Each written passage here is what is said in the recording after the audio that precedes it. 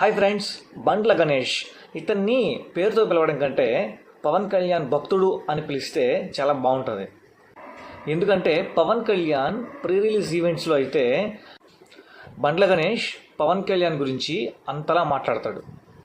కాకపోతే గత కొంతకాలంగా బండ్ల గణేష్కి, పవన్ కళ్యాణ్కి, త్రివిక్రమ్కి వీళ్ళ మధ్య ఒక కోల్డ్ వార్ అయితే జరుగుతుంది. అందుకనే బండ్ల గణేష్ ఇప్పుడు పవన్ కళ్యాణ్కి కొంచెం దూరంగా అయితే ఉంటున్నాడు.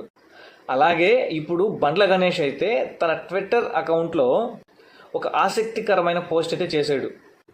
కొందరితో సంబంధాలు అద్దె ఇల్లు లాంటిది, వాళ్ళతో ఎంత ప్రేమగా ఉన్నా, ఎంత నిజాయితీగా ఉన్నా వాళ్ళు ఎప్పటికీ మన వాళ్ళు కారు అని తన అభిప్రాయాన్ని ట్విట్టర్ అకౌంట్ ద్వారా ఇలాంటి ఆసక్తికరమైన పోస్ట్ అయితే చేశాడు.